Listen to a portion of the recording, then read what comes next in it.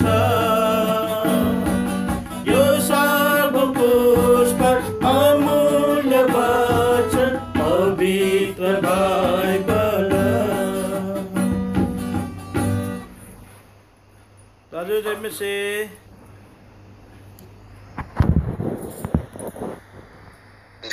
सुन्नुहुँदैछ नि? हजुर दाजु सुन्दैछु। ल जय मसीह दाजु।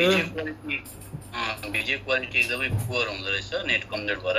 हजुर दाजु। अन्त मैले यो अडियोमा मात्रै राख्नु पर्यो भनेर सोचेको छु है। ल ए हुन्छ दाजु। हाम्रो वाइफाई आयो भने म जोड्छु नि। हुन्छ।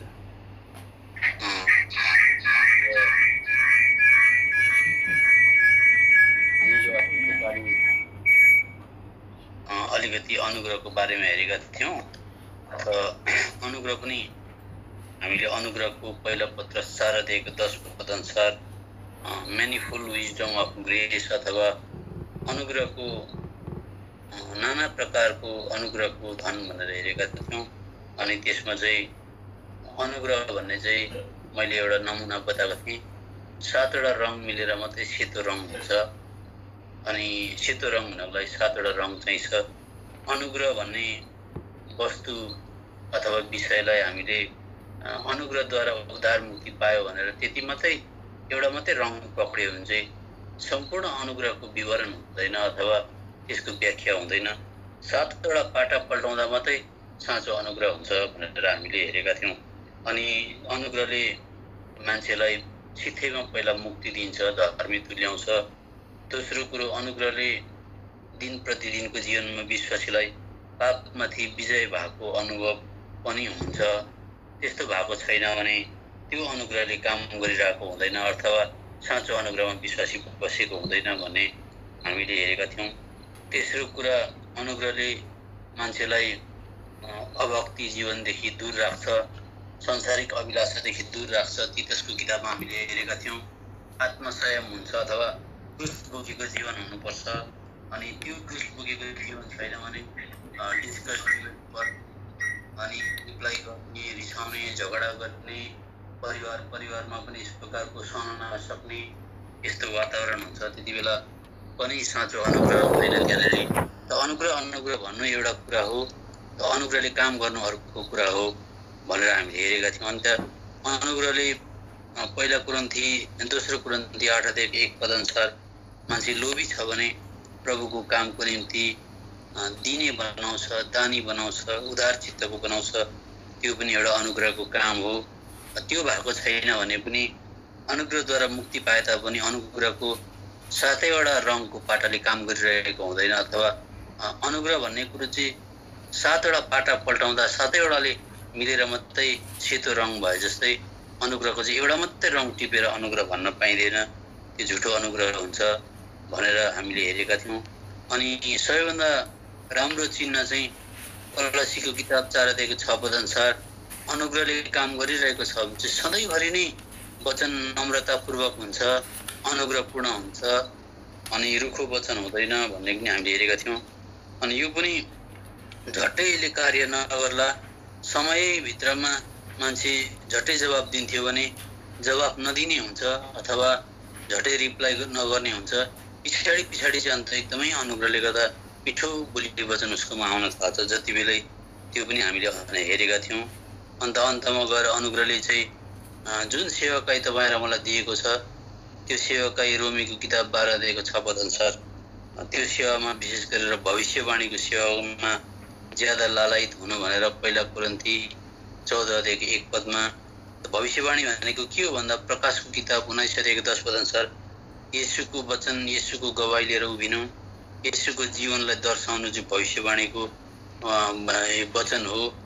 अनि पहिला कुरन्थी 14 अध्यायको 3 पदमा चाहिँ भविष्यवाणीले चाहिँ के काम गर्छ भन्दा अर्कोलाई उत्साह दिने, प्रेरणा दिने, उकास्ने, निराश भएकोलाई उचाल्ने काम गर्छ। त्यसले गर्दा हामीले हाम्रो बोली वचनमा जाँदा पनि कमसेकम धेरै अलिकति गफ गरेर अन्तमा प्रभुको वचन अलिकति अथवा एउटा पद मात्रै भए पनि उत्साह प्रेरणाको लागि दिनु भन्ने कुरा हामीले हेरेका थियौँ। त्यो चाहिँ अनुग्रहले त्यसरी काम गरेको छैन भने चाहिँ दोस्रो पत्रस 5 अध्यायको 12 पद पुग्दा चाहिँ यो चाहिँ साँचो अनुग्रह भनेर पत्रसले बताएका थिए। अनि त्यसमध्येमा मैले किन दोहोऱ्याउँछु भने दोहोऱ्याउनै पर्छ, बिर्सिहाल्छन् विश्वासीले। अनि यो कुरा साँचो कुरा हो।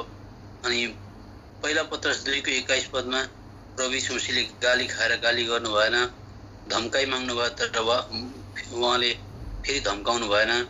अनि उहाँले पाप गर्नु भएन, उहाँकोमा छलकपट थिएन। अनि उहाँकै पाइलामा टेकेर हिँड, यो चाहिँ साँचो अनुग्रह हो भनेको। अनि जस कसैको घरमा पनि अलिकति धमास धम्की हुँदा अथवा अलिकति हस्तक्षेप हुँदा रिप्लाई भइहाल्छ, गनगन भइहाल्छ, पाप भइहाल्छ, अनि झुटले काम गर्छ, अनि गाली खाएर गाली सहन सक्दैन, प्रार्थना गर्न सक्दैन भनेदेखि चाहिँ अनुग्रह अनुग्रह अनुग्रह भने तापनि अनुग्रहले काम गरेको हुँदैन, त्यो साँचो अनुग्रह होइन भन्ने कुरा हामीले हेरेका थियौँ। हामी अनुग्रहले चाहिँ हामीलाई बनाउनु पर्छ, अनुग्रहद्वारा मुक्ति पाएको, अनुग्रहद्वारा नै हामीले स्वर्गीय घर, आत्मिक घरलाई सिध्याउनु पर्छ। अनि प्रभुले एफिसीको पत्री 2:6 र 7 पदमा चाहिँ अनुग्रहको धन चाहिँ आउनेवाला युगहरूमा यस्तो खरानीताल पुगेको मान्छेलाई मैले अनुग्रहद्वारा मेरो छोरो जस्तै बनाएँ भनेर देखाउने उहाँको ठुलो मनसाय विचारहरू। त्यसले गर्दा उद्धार मुक्ति मात्रै पाउनु चाहिँ एउटा जग हो, तर उद्धार मुक्ति पाइसकेपछि आत्मिक जीवन बनाउनको लागि चाहिँ आज प्रभुले हामीलाई आह्वान गर्नुभएको छ। त्यो चाहिँ अनुग्रहद्वारा मात्रै सक्षम हुन्छ। अनि प्रभु यीशु मसीह नमुना हुनुहुन्छ, उहाँले जन्मिँदा पनि अनुग्रह लिएर आउनु भएको थियो, जन्मिँदैदेखि अनुग्रहको अधीनमा बस्नु भएको थियो, अनि मर्दा पनि अनुग्रहको अधीनमा हुनुहुन्थ्यो। अनि अनुग्रहको मुख्य कारण चाहिँ जो चाहिँ अनुग्रहको अधीनमा छ त्यसलाई चाहिँ पापले राज्य गर्दैन। जस कसैलाई पापले पछाडि बस्छ भने किन त्यो चाहिँ पापले पछाड्यो त, अथवा छातादेखि बाहिर मान्छे गयो भने भिज्छ भने जस्तै किन भिज्यो भन्दा छातादेखि बाहिर थियो अथवा अनुग्रहको छारीदेखि बाहिर थियो। अनि अनुग्रह चाहिँ कसले पाउँछ भन्दा घमण्डी मान्छेले चाहिँ अनुग्रह पाउँदैन, नम्रले चाहिँ पाउँछ। अनि पापको सुरुवात पनि घमण्डले गर्दा भएको थियो, अनैकारिताले गर्दा होइन। अनैकारिता चाहिँ बाई प्रडक्ट मात्रै थियो, पछाडि गाई भएर छुर्पी दही भए जस्तै हो। तर पहिला चाहिँ गाई भए जस्तै पहिला चाहिँ घमण्ड थियो, अनि घमण्डले गर्दा शैतान पनि झऱ्यो। अनि हिब्रू 16:18 पद अनुसार जब मान्छे झर्नुभन्दा अगाडि घमण्ड आउँछ, हठीमन आउँछ भनेछ। अनि हामीले जहीँ कहीँ पनि हाम्रो जीवनमा सानोतिनो पाप भयो भनेदेखि चाहिँ हामी बाइबल नपढेर पनि होइन, प्रार्थना धेरै नगरेर पनि होइन, अनि ढुक्कै सेवा सङ्गति नआएर पनि होइन, त्यति बेला चाहिँ घमण्डी भएको कारणले गर्दा हामी पापमा गिरेका हुन्छौँ। अनि हामीले भन्नुपर्छ, प्रभु मैले अहिले अनुग्रह पाइनँ किन भन्दा प्रभुले भन्नुहुन्छ त घमण्डी भएको थिइस्, घमण्डी भएको बेला मैले अनुग्रह दिन सक्दिनँ, नम्रलाई मात्रै दिन सक्छु। त अनुग्रहले रोमीको किताब 6:14 पद अनुसार पापमाथि विजय गर्न सक्छ भनेर हेरेका थियौँ। त्यसले गर्दा हामीले क्रिस्चियन जगतमा अनुग्रह, आशिष, महिमा, हल्लेलुया भन्ने एकदमै कमन शब्द क्रिस्चियनले दोहोऱ्याउँछन्। तर अनुग्रह भनेको के हो, महिमा भनेको के हो भने कसैले भन्न सक्दैन। धेरैचोटि हामी होरेमा लागेर अर्थ नवर्थ गोविन्द गाई भने जस्तो कुदिरहेको हुन्छौँ, तर प्रभुले यस्तो इच्छा गर्नुहुन्न। अनुग्रह चाहिँ त्यति मुख्य कुरा हो। जसरी संसारमा धन दौलतले खेला देखाउँछ, धन दौलतले ठुलो पृथ्वी तलमा मान्छेले शासन प्रशासन गर्न सक्छ भनेदेखि परमेश्वरको राज्यमा चाहिँ अनुग्रह त्यति प्रमुख चिज हो। अनि अनुग्रहलाई चाहिँ अनुग्रहको आत्मा पनि भनेको छ, अनि सहायताको आत्मा पनि भनेर बाइबलमा लेखिएको छ। त प्रभुले हामीलाई सहायता गरेको दोहोऱ्याउनमा मैले फेरि समय लिएँ। त आज चाहिँ अब यी दिनहरूमा यो अन्तको दिनको बारेमा धेरै वचनहरू चारैतिरबाट सेवकहरूद्वारा आइरहेको छ। अनि यो अनुग्रहको बारेमा चाहिँ हामी हेरौँला, तर यो अन्तको दिन को बारेमा धेरै यस्तो सन्देशहरू आउँदैछ। आज म तपाईँलाई केही कुरो बताउन चाहन्छु है। त यो बाइबल जुन चाहिँ छ यो संसारमा एउटै मात्रै परमेश्वरको हातले लेखेको एउटै मात्रै यो वचन हो। संसारमा कस्ता कस्ता पुस्तकालयहरू छन्, लाइब्रेरीहरू छन्, तर परमेश्वरको हातले मान्छे जातिलाई पढोस्, मनन गरोस्, ध्यान गरोस् भनेर लेखेको किताब चाहिँ यो मात्रै हो। हामीले जसरी अघि बाइबल कोरास गाउनु एउटा कुरा हो, तर यथार्थमा बाँच्नु, यसलाई ध्यान गरेर बाँच्नु, यसलाई प्यारो बनाउनु, यसको निम्ति मनन गर्नु, मेडिटेट गर्नु अर्को कुरा हो। धेरैजनाले यो पढ्ने आदत हुँदैन, अनि यसो बिहान 10-15 मिनट पढेर चाहिँ मेरो कन्साइन्सलाई, विवेकलाई इज गर्नुको लागि, अलिक सजिलो बनाउनको लागि पढेको हुन्छ। तर खासै माया गरेर पढ्ने चाहिँ एकदमै कम्ती हुन्छन्। अनि माया गरेर, प्रेम गरेर, यसलाई ध्यान दिएर पढ्ने मान्छेले चाहिँ जसरी भए पनि फाल्टु समय चाहिँ उबारेर बाइबल पढ्छै पढ्छ, यो कुरा हो। अनि यो बाइबल मान्छेले दुई प्रकारको एप्रोच हुन्छ। एप्रोच भनेको चाहिँ यो बाइबललाई मान्छेले दुई प्रकारले यसलाई यसकोमा आउँछन्, यो बाइबलकोमा आउँछन्। एउटा चाहिँ अघिदेखि पहिलादेखि मैले बताउँदैछु, उत्पत्तिको किताब 3 अध्यायमा एउटा चाहिँ असल र खराबको ज्ञान पाउनको लागि आउँछन्, अनि एउटा चाहिँ जीवन पाउनलाई आउँछन्। असल र खराबको ज्ञान दिने रुख भनेको चाहिँ जानकारी, इन्फर्मेसन, सूचना भनेको धेरै क्रिस्चियनहरूलाई यो शैतानले ठगेको हुन्छ। बाइबल पढ्दा चाहिँ मैले धेरै सूचना पाउँछु, धेरै बुझ्छु, रहस्यका कुरा धेरै जान्छु जान्दछु भनेर डायरीमा लेख्ने काम, नोट बनाउने काम इत्यादि, अनि एकको बाद एक यो यस्तो रहस्य रहेछ, उस्तो रहस्य भनेर आउँछन्। अन्त उनीहरूको प्रश्न पनि यो भनेको के हो, त्यो भनेको के हो, यो भनेको मानौ भोलि चाहिँ इक्जाम छ अनि इक्जाममा लेख्नुपर्छ भने जस्तै प्रकारले धेरैले बाइबललाई यसरी एप्रोच गरेका हुन्छन्। तर अर्को एउटा झुन्ड हुन्छ जसले चाहिँ बाइबललाई चाहिँ म कसरी पवित्र हुन सक्छु, कसरी आज्ञा पालन गरौँ, कसरी म प्रभुलाई रिझाउँ भनेर जीवन पाउनको निम्ति बाइबलमा आउँछन्। त्यसले गर्दा उत्पत्तिको किताबदेखि नै एउटा जीवन र जीवनको रुख र एउटा असल खराबको ज्ञानको रुख छ। अनि त्यो खराबको ज्ञान त्यहाँनिर चाहिँ बार लगाएको छैन। त्यो चाहिँ स्वतन्त्र पढ्नु, जानकारी धेरै भेला गर्नु, सूचना भेला गर्नुमा केही यो के छैन, यसमा दाम तिर्नु पर्दैन। यो त एउटा नास्तिकले पनि गर्न सक्छ, एउटा बहस गर्ने मान्छेले पनि गर्न सक्छ, एउटा बुद्धिजीवी मान्छेले पनि बाइबललाई आज अध्ययन गरेर सूचना प्राप्त गर्न सक्छ। सबैभन्दा धेरै बाइबल शैतानले जान्दछ। तर बाइबललाई एप्रोच गर्दा, बाइबलकोमा आउँदाखेरि जीवन प्राप्त गर्न आउनुपर्छ। कसरी म पवित्र जीवन जिउँ, कसरी म प्रभुलाई खुसी पारौँ, कसरी म पालन गरौँ भनेर त्यो पक्ष लिएर हामीले बाइबलमा आयौँ भनेदेखि चाहिँ एकदमै राम्रो छ। त्यसले गर्दा धेरैजनालाई चाहिँ जानकारीको निम्ति एन्सर क्वेसन जान्नु अथवा कतिजनाको क्वेसनहरू हुन्छ, प्रश्नहरू हुन्छ, एकदम यस्तो चाहिँ यसले बाइबलबाट जान्दछ कि जान्दैन, यसको चाहिँ एन्सर दिन सक्छ कि सक्दैन भनेर प्रश्न उत्तरमाथि उनीहरूको विश्वास आधारित हुन्छ। तर प्रश्न उत्तरमाथि हाम्रो विश्वास आधारित छ भनेदेखि याद गर्नुहोस्, हामी एकदमै ढलपल हुन्छ। त परमेश्वरलाई प्रेम गर्ने मान्छेले अथवा आमालाई प्रेम गर्नु छ भने हामी किताब पढेर आमालाई प्रेम गर्दैनौँ। हामीले कसैलाई साह्रै ज्यादा माया गर्छौँ भने माया कसरी गर्नु भनेर किताब पढ्दैनौँ। किताबै छैन भने हामी माया गर्न सक्छौँ। त बाइबल चाहिँ छापिएको खालि 500 वर्ष मात्रै हुँदैन। खालि सुन्नुहोस् है, बाइबल छापिएको, छापाखानामा बाइबल छापिएको खालि 500 वर्ष मात्रै हुँदैछ। तर 500 वर्ष अगाडि कमसेकम 1500 वर्षसम्म बाइबलै थिएन। थियो भन्दा खालि पुरानो नियमको बाइबल थियो, अनि त्यो पनि एकदमै कम्ती मात्रामा, अनि छालाको पत्रहरूतिर लेखिएको, अनि यस्तो एकदमै बिरलै मात्रै पाइन्थ्यो। तर त्यति बेलाका क्रिस्चियनहरू चाहिँ एकदमै प्रभुलाई ज्यादा प्रेम गर्थे। उनीहरू प्रभुको निम्ति मर्न रुचाउँथे। उनीहरूकोमा यस्तो बाइबलमा यो भनेको के हो, त्यो भनेको के हो, यसको माने कैनको बुढी के हो, हाबिलको बुढी के हो, अथवा इत्यादि, कैनले कसलाई बिहा गर्यो भने यस्तो प्रकारको जसले धेरै प्रश्नहरू लिएर आउँछ। अनि यो प्रश्न र उत्तरले गर्दा एकदमै लाचार भएको हुन्छ। अनि कतिचोटि राइट एन्सर पाउँदा खुसी पनि भइहाल्छ, फेरि अर्को प्रश्न कसैले जटिल राखिदियो भने डुबेर तल गइ पनि हाल्छ। त्यसले गर्दा बाइबललाई एप्रोच गर्दा, बाइबलकोमा आउँदाखेरि, परमेश्वरको वचनलाई पस्किँदाखेरि दुई प्रकारका व्यक्तिहरू हुन्छन् भनेर चाहिँ जहिले हामीले याद गरिराख्नुपर्छ। त बाइबलले चर्च पनि दुई प्रकारको हुन्छ भनेर बताउँछ। एउटा बेबिलोन भन्छ। बेबिलोन भनेको चाहिँ बाबुल भनेको, त्यसको मतलब चाहिँ नेपालीमा चाहिँ कन्फ्युजन हुनु अथवा अन्योल हुनु अथवा गडबडी हुनु भनेको। अनि एउटा चाहिँ यरुसलेम हुन्छ। यरुसलेम चाहिँ पवित्र हुन्छ। अनि यो यरुसलेम र बेबिलोन अथवा यो चाहिँ कहाँदेखि छुटिएको भन्दाखेरि उत्पत्तिको किताबदेखि नै हामी देख्छौँ। कैन र हाबिलदेखि नै यो बेबिलोन र यरुसलेम छुटिँदै गएको हो। अनि हेर्दा दुईटै चर्च एउटै जस्तो देखिन्छ।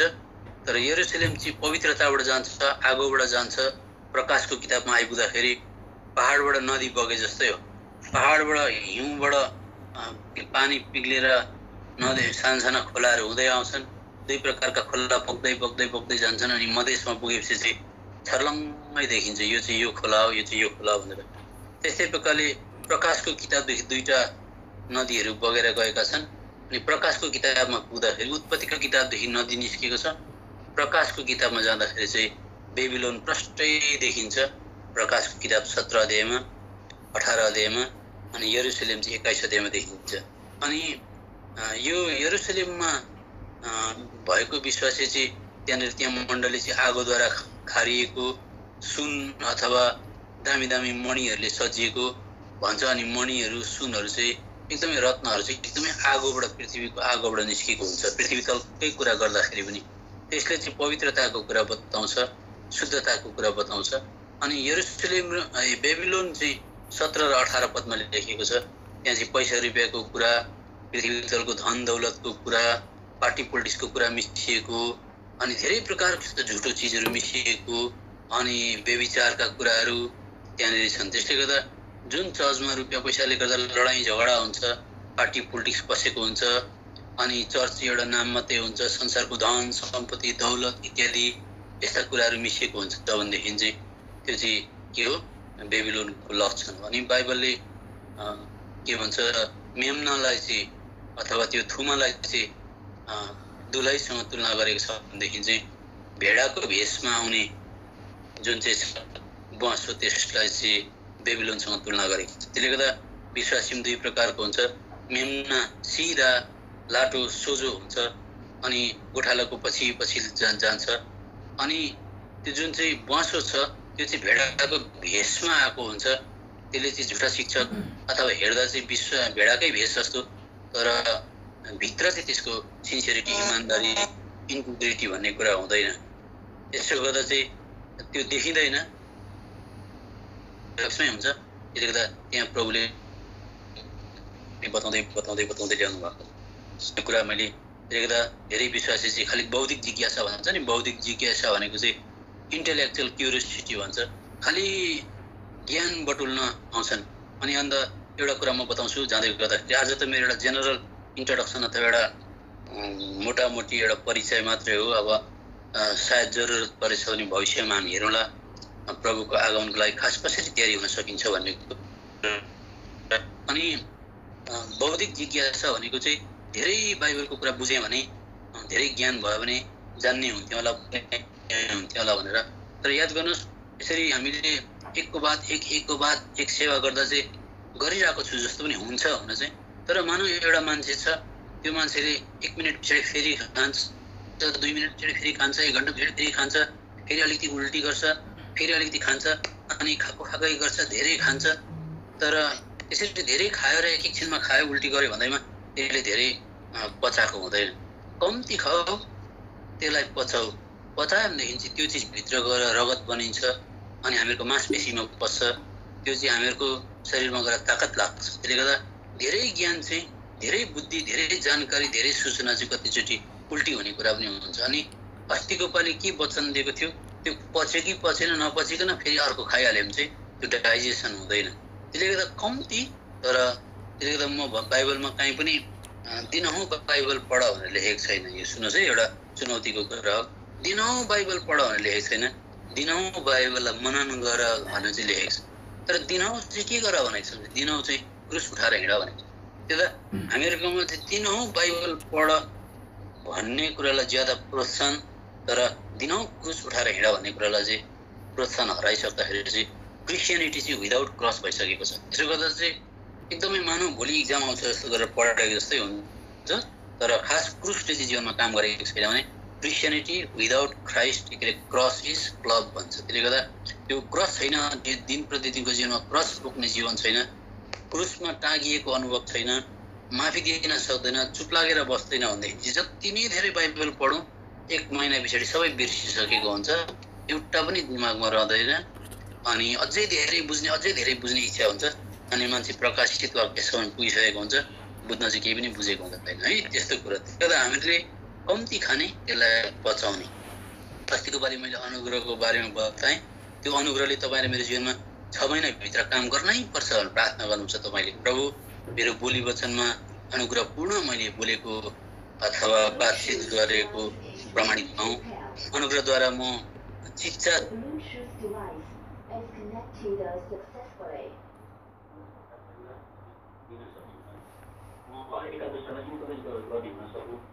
म आफूलाई सेल्फ डिनायल गर्न सक्छु भनेर 6 महिनाभित्र त्यो अनुग्रहले हाम्रो जीवनमा काम गर्न दिएनौँ। हामी रोएनौँ कराएनौँ भनेदेखि त्यो अनुग्रहको विषय फेरि 6 महिना पछाडि बिर्सिनुहुन्छ, अन्त नोट कता हराउँछ केही पनि हुँदैन। त्यसले यो किन बताउँदैछु भने मैले पनि यो बाइबललाई बहुत अध्ययन गर्न कोसिस गरेँ, अनि मैले सम्झेँ चारपट्टि जाँदा धेरै मेसेज सुन्दा चाहिँ एकदम हुन्छ होला भनेर हुँदैन रहेछ। त्यसले गर्दा हामीले बाइबललाई चाहिँ जीवन पाउनको लागि कसरी पवित्रताको जीवन व्यतीत गरौँ भनेर त्यस उद्देश्यले हामी प्रभुमा आउनु पर्दछ है। हामी जहिले पनि याद गर्नुहोस् त्यो साँचो यरुशलेम र बेबिलोनमा भिन्नता के छ भनेदेखि चाहिँ कतिचोटि हामीले मेसेज सुन्दाखेरि भरे आउन सक्नुहुन्छ प्रभु, भोलि आउन सक्नुहुन्छ, तयार भइहाल भन्ने कुरा हुन्छ।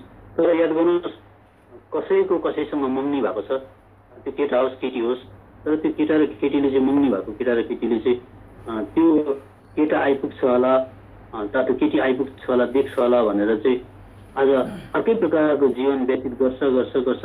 तर त्यो केटाले पक्रिन्छ पो वा केटीले पक्रिन्छ कि देखिहाल्छ कि भनेर चाहिँ त्यो पक्रि पो हाल्छ कि भनेर पापदेखि बाँच्न खोज्छ भनेदेखि चाहिँ त्यो चाहिँ आउटराइट सिधा सिधी त्यो चाहिँ वेश्या हो। तर जसको मङ्गनी भइसकेको छ, चाहे प्रभु 5 वर्ष पछाडि आउनुहोस्, चाहे भोलि आउनुहोस्, चाहे 10 वर्ष पछाडि आउनुहोस्, म प्रभुको निम्ति विश्वासयोग्यताको साथमा बाँच्छु, पाप चाहिँ गर्दिनँ, किनभनेदेखि मेरो मङ्गनी भइसकेको छ, मैले पवित्रताको जीवन व्यतीत गर्नुपर्छ, मेरो जीवनलाई अझै म सिँगार्छु, चोखो बनाउँछु भनेर त्यो ध्येयले मान्छेले क्रिस्चियन जीवन जिउँदैछ भनेदेखि त्यो चाहिँ आज दुलहीको के हो चरित्र हो। यो कुरा हामीले एकदमै ज्यादा ध्यान दिएर राख्नुपर्छ। अनि कतिजनालाई चाहिँ प्रभु यीशु मसीहसँग व्यक्तिगत सम्पर्क हुँदैन, खालि सेवा सङ्गतिमा आयो, वचन सुन्यो। व्यक्तिगत सम्पर्क भनेको चाहिँ कस्तो खालको भनेदेखि चाहिँ मानिलिउँ अब हामी विश्वासीमा त त्यस्तो हुँदैन, संसारमा कुनै केटा र केटी प्रेम प्रसङ्गमा छ भनेदेखि चाहिँ त्यो केटा र केटी खालि एक्लो जग्गामा गएर बस्नु, बात मार्नु, कसैले नदेख्ने जग्गामा बस्नु, उनीहरू बात मार्न रुचाउँछन्। त्यस्तै प्रकारले उनीहरूलाई अलिक पर 10 किलोमिटर टाढा बम पड्कियोस् कि संसारमा को धनी होस् कि गरिब होस् कि अथवा के हुँदैछ त्यो बाहिरको जानकारीसँग मतलब हुँदैन। खालि 2 जना व्यक्ति एक जग्गा बसेर बात मार्नु, एउटाले अर्कोलाई हेर्नु, एउटाले अर्कोको सुन्नु, प्रेममा त्यस्तो कुरा हुन्छ। त्यसले गर्दा धेरैजना विश्वासीलाई प्रभुसँग व्यक्तिगत रिलेसन सम्बन्ध भनेको चाहिँ एकदम प्रभुसँग बसेर बात मारिबस्ने, प्रभुसँग गफ गरिबस्ने, प्रभुलाई उपासना गरिबस्ने, प्रभुको वचन एकान्तमा गएर कहीँ पढ्न रुचाउने, अनि चाल नपाइकन प्रार्थनाको जीवन बिताउने, राति पनि प्रभुको याद आइरहेको, दिनभरि पनि प्रभुको याद आइरहेको, अनि कहीँ जाँदा पनि उसले वचनको अगुवाई खोज्छ, अनि प्रभुलाई पर्खेर मात्रै केही कुरो गर्न चाहन्छ, पर्खेर मात्रै केही कुरो किन्न चाहन्छ, हतार गर्दैन। आफ्नो जवानी जीवनलाई पनि जवानहरूले एकदमै प्रभुको डर मानेर होइन म पर्खेरै बस्छु भनेर, इभन एउटा मोबाइलमा कसैको सानो वाट्सएप आयो अथवा कुनै केटाको केटीको कल आयो अथवा कुनै प्रकारको त्यस्तो खालको साथीभाइबाट केही प्रकारको अफर आयो भने हुँदैन, म यो गर्न सक्दिनँ भनेर एकदम प्रभुप्रति विश्वासयोग्य भएर जिउन चाहन्छ भनेदेखि चाहिँ त्यो चाहिँ दुलहीको चरित्र हो है। एकदमै त्यो कुरा याद गर्नु पर्यो। तर माने गुप्त जीवनमा चाहिँ पाप लुकेको छ, प्राइभेट निजी जीवनमा मान्छेले नदेख्ने जग्गामा चाहिँ हारको जीवन छ, अनि चर्च आएर धेरै वचन बुझेर अनि यसबाट चाहिँ म पवित्र हुन्छु होला भन्ने होइन। बाइबल नपढ्ने मान्छे पनि पवित्र जीवन बिताउन सक्छ। बाइबल के भन्छ अध्ययन गर्न नसक्ने मान्छे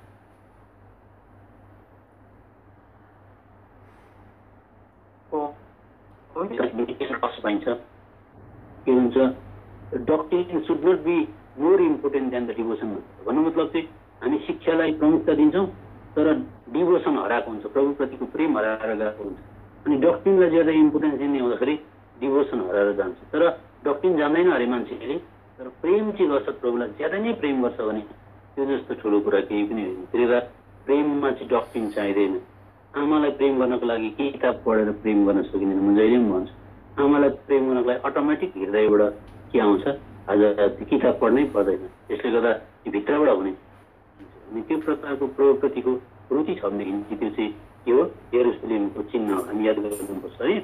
तर जब कसैको मङ्गनी हुन्छ, कसैको मङ्गनी हुँदाखेरि उसले आज त्यो केटा आउँछ अथवा त्यो केटी आउँछ र मलाई पक्रा पार्छ कि भनेर चाहिँ अरू बेला चाहिँ प्लेफुल भन्छ नि, मूर्ख काम गरिबस्छ। तर आउनुभन्दा अगाडि औ म त अब छोडिन्छु कि क्या त्यो केटाले पक्रिन्छ कि के हो भनेर त्यो केटा र केटी आउँदा चाहिँ तयार हुँदैछ भनेदेखि चाहिँ मुक्त जीवनमा इमान्दारी छैन। त्यसले गर्दा प्रभुको डरमा पवित्रता हामीले के गर्नुपर्छ, मेन्टेन गर्नुपर्छ। चोरले पनि त पक्रा पर्छु कि पुलिसको भनेर त चोर्न त चोर्छ, तर पुलिसको डरले गर्दा कति बाँच्न नै खोज्छ।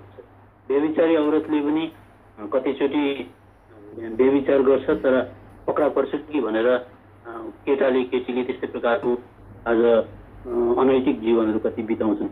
हत्या गर्नेले पनि मारिसकेर पुलिसले पक्रिन्छ भने भाग्नै बल गर्छ। त्यो चाहिँ के भन्दा पक्रिन्छु कि भन्ने डर, पक्रा पर्छु कि भन्ने डर। त्यो पक्रा पर्छु कि भन्ने डरले कहिले पवित्रता आउँदैन। यो कुरा याद गर्नुपर्छ।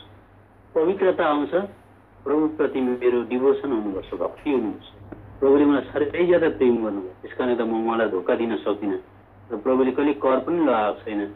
आज युहन्ना किताब 14 अध्यायको 15 पदमा होला, तिमीहरू मलाई प्रेम गर्छौ भने मेरो आज्ञा पालन गर्छौ। प्रेमले मोटिभेट भएपछि, प्रेमले हामी आज डोरिसकेपछि हामीलाई केही कुराले थाम्न सक्दैन। त्यस्तो कुरा हो। त्यो प्रभुप्रति जब हाम्रो उहाँको प्रेमलाई जब हामी बिस्तारै बुझ्न थाल्छौँ, उहाँलाई अलिकति सानो कुरा हामीले अनुचित कुरा गऱ्यौँ भने पनि हामीलाई अघि चोट पुग्यो भनेर थाहा भइसकेको हुन्छ। पवित्र आत्माले त्यति साह्रो सजग बनाउँछ। यो कुरा एकदमै ज्यादा ध्यान दिन्छ। अब हामीले यो अन्तको दिनमा चाहिँ कसरी तयारी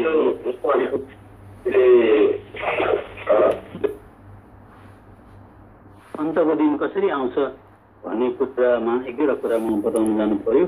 र मत्तीको किताब 24 अध्यायमा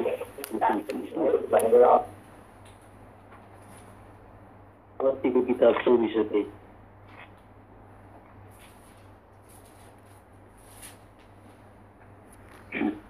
मत्तीको किताब 24 अध्यायमा जाँदाखेरि प्रभु यीशु मसीहका चेलाहरूले धेरै थोर तपाईँले बुझ्नु भएको कुरा हो। त प्रभु यीशु मसीहका चेलाहरूले 3टा प्रश्न राखेका थिए। र 3टा प्रश्न राख्दाखेरि 24 अध्यायको 1देखि पढ्दैछु। यसो बाहिर निस्केर मन्दिरबाट जानुभयो अनि उहाँका चेलाहरू उहाँलाई मन्दिरका बनावटहरू देखाउन उहाँ कहाँ आए। अनि यसोले तिनीहरूलाई भन्नुभयो, के तिमीहरू यी सबै कुराहरू देख्दैनौ? म तिमीलाई साँचो भन्दछु, यो एउटा ढुङ्गामाथि अर्को ढुङ्गा छोडिने छैन, जो फ्याँकिने छैन। अनि उहाँ जैतुन डाँडामाथि बस्नुहुँदा चेलाहरू एकान्तमा उहाँ कहाँ यसो भन्दै आए, हामीलाई भन्नुहोस् यी कुराहरू कहिले हुनेछन्? तपाईँको आगमन र संसारको अन्तको चिन्ह के हुनेछ? र 3टा प्रश्न राखेको थियो। तपाईँ कहिले आउनुहुन्छ, अनि यो मन्दिर कहिले धुलो पिठो हुन्छ, अनि संसारको अन्त कहिले हुन्छ। अनि प्रभु यीशु मसीह त्यति बेला करिबन 30 वर्ष जस्तो पुग्नु भएको थियो। अब केही समय बादमा आधी वर्ष पछाडि अथवा 6 महिना पछाडि अब प्रभु क्रुसमा टाँगिनेवाला हुनुहुन्थ्यो। 30 वर्ष अघिबाटै बितिसकेको थियो। अनि प्रभुले 3टै कुराको उत्तर त दिनुभयो, 3टै कुराको उत्तर दिनुभयो। अनि यो कुरा चाहिँ बिस्तारै पढ्दै जाँदाखेरि मात्रै 3टै कुराको उत्तर यहाँ पाइन्छ। अब हाम्रो विषय छ प्रभु आउनुभन्दा अगाडि कसरी तयारी हुनु भन्ने विषयहरू चाहिँ। र हाम्रो यी दिनहरूमा जोड के हुन्छ भन्दाखेरि के घटना घट्छ। लडाइँपट्टि ध्यान दिइरहेको हुन्छौँ, यो भाइरसको बारेमा ज्यादा ध्यान दिइरहेको हुन्छौँ, त्यहाँ अनिकालको बारेमा ज्यादा ध्यान दिइरहेको हुन्छौँ, भैँचालोको बारेमा ज्यादा ध्यान दिइरहेको हुन्छौँ, कुन चाहिँ देश कसको विरुद्धमा उड्छ भन्ने कुरामा ज्यादा ध्यान दिइरहेको हुन्छौँ। तर यो सबै सूचना हुन्छ, ज्यादा जानकारी हुन्छ, विशेष विषयवस्तु चाहिँ हामीले छोडिरहेको हुन्छौँ। प्रभु आउँदा हामीलाई भैँचालोको बारेमा ज्यादा जान्दो रहेछ, अथवा अनिकालको बारेमा जान्दो रहेछ, अथवा कोरोना भाइरसको बारेमा जान्दो रहेछ, प्रकाशित वाक्यसँग बाइबल जान्दो रहेछ, जान्दछ कि जान्दैन भने इक्जाम हुँदैन। प्रभु आउँदा चाहिँ प्रभुले एउटै मात्रै कुराको फोकस गर्नुहुन्छ, हेर्नुहुन्छ। के भन्दा चाहिँ प्रभु चाहिँ यो सबै जानकारी दिनको लागि क्रुसमा टाँगिनु भएको होइन। प्रभु क्रुसमा टाँगिएको कारण चाहिँ एउटै कुराले गर्दा मात्रै, त्यो चाहिँ पापले गर्दा हो। अनि बाइबलमा अनिकालले पनि विश्वासीलाई प्रभुको प्रेमदेखि छुट्याउँदैन, भूकम्पले छुट्याउँदैन, स्वर्गदूतले पनि छुट्याउँदैन, मृत्युले पनि छुट्याउँदैन। त्यस्तो चिजले धोका पनि दिन सक्दैन। तर केले चाहिँ छुट्यो? पापले चाहिँ विश्वासीलाई अलग गर्न सक्छ। त्यो कुरा यसाया किताब 69:2 पदमा छ। पापले चाहिँ के गर्छ? विश्वासलाई प्रभुदेखि टाढा पारिदिन सक्छ। त्यसो गर्दाखेरि चाहिँ यहाँनिर प्रभुले भन्न थाल्नुभयो। अनि यो भन्न थाल्दाखेरि 4 पददेखि, अनि यसोले तिमीलाई जवाब दिएर भन्नुभयो, होसियार बस, कसैले तिमीलाई धोकामा नपारोस्। अब हेर्नुहोस् है, हामीहरूको कन्सन्ट्रेसन हुन्छ ज्यादा यी दिनहरूमा एकदमै के घटना घट्छ, कसरी प्रभु आउनुहुन्छ भन्दा ज्यादा घटनापट्टि हामीहरूको ध्यान ज्यादा जान्छ, त्यतापट्टि हामीहरूको स्टडी अभ्यास अथवा हामीहरूको जुन चाहिँ मनन त्यतापट्टि ज्यादा गएको हुन्छ। तर प्रभुले चाहिँ के भन्नुभयो यहाँ भन्दाखेरि चाहिँ प्रभुले चाहिँ 4 पददेखि हामी 25 पदसम्म हेऱ्यौँ भनेदेखि चाहिँ पहिला चाहिँ के हुन्छ भन्दाखेरि चाहिँ यो भैँचालो, अनिकाल, रूढी, लडाइँ, त्यहाँदेखि यो सबैको कुराको विरुद्धमा राज्यको विरुद्धमा उठ्ने कुरा भन्दा ज्यादा चाहिँ पहिला प्रभुले चाहिँ धोका हुन्छ भन्नुभयो।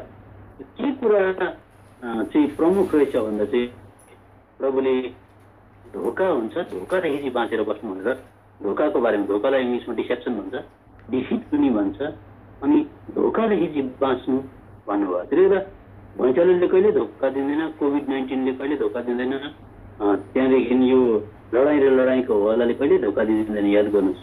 तर धोका भन्ने चाहिँ डिसेप्टिभ अथवा डिसेप्सन भन्ने कुरा चाहिँ यति साह्रो सटल हुन्छ, चालै पाइँदैन। धोका कसरी, क्रिस्चियनलाई कसरी धोका क्रिस्चियनले सम्झेर ठिकै ट्र्याकमा छु भनेर, तर धोका भने चाहिँ यति साह्रो डिसिप्टिभ हुन्छ, भरे चाल नपाइकन क्रिस्चियनलाई शैतानले धोकामा हालेको हुन्छ। त्यसो गर्दाखेरि चाहिँ अब यो प्रभु यीशु मसीहले चाहिँ यो लडाइँ, भूकम्प, अनिकाल, त्यहाँदेखि जातिको विरुद्धमा जातिको लडाइँको बारेमा एक मात्रै कुरा गर्नु पढेको चाहिँ फर्स्टमा चाहिँ क्रिस्चियनलाई डिसेप्सन हुन्छ भनेको। डिसेप्सन भनेको धोका, धोका भनेको चाहिँ बाहिर देखिँदैन, यो चाहिँ यी सटल हुन्छ।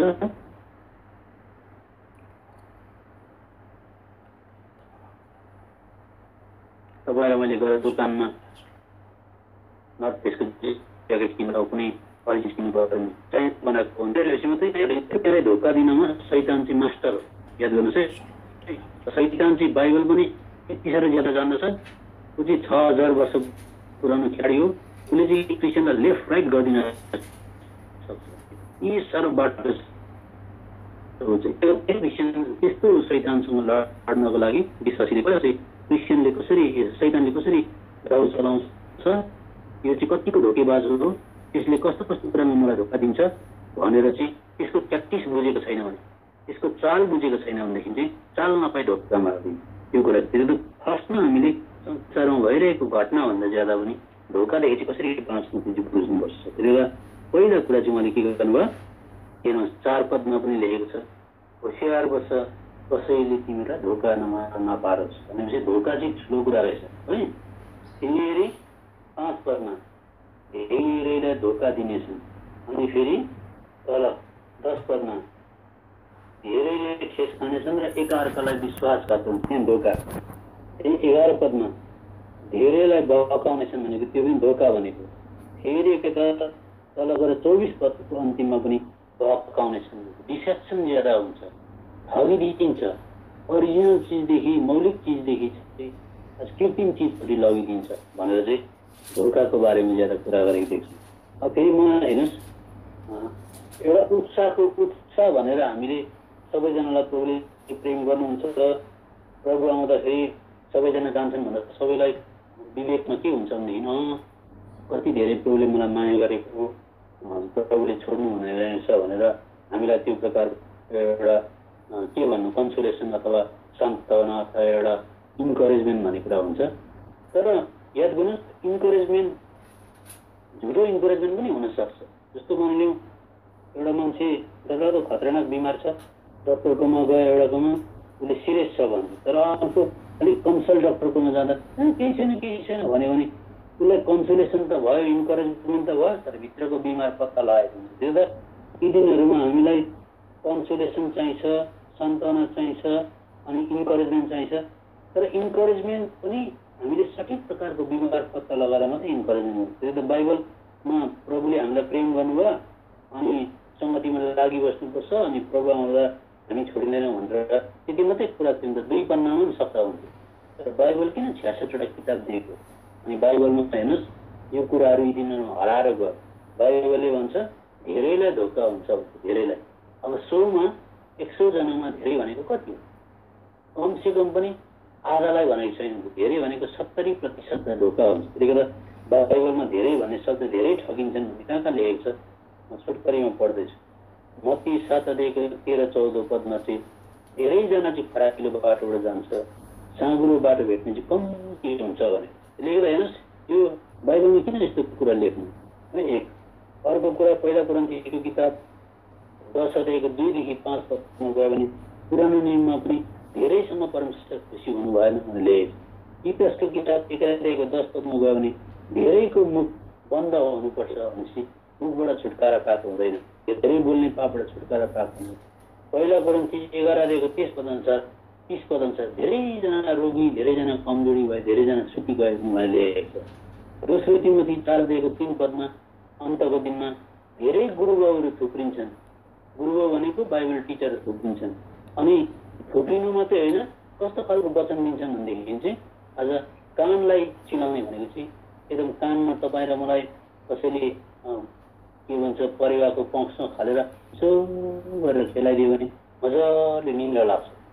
यस्तै प्रकारले हामीलाई कानलाई टिकल गर्ने भन्छ एकदमै निन्द्रामा पारिदिने खालको, मनपर्ने खालको, हँसाउने खालको, बिचमा जोक्स पनि भन्ने, टुक्का पनि बताइदिने, ठिकै छ भनिदिनेले चाहिँ मजाले निन्द्रा लाग्छ। तर याद गर्नुहोस् त्यो कुरा।